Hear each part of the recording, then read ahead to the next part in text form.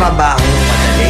Wala kang karapatang maliitin yung trabaho ng iba. Yung iba sasabihin, gwardiya lang naman yan, rider lang naman yan, construction worker lang naman yan, gasoline boy lang naman yan, fast food crew worker lang naman yan. Pucha, nagkaroon lang tayo ng maganda-gandang klase ng trabaho. Akala na natin kung sino na tayong entitled sa mundong to. Minamaliit natin yung mga taong mas mabababa yung sa atin.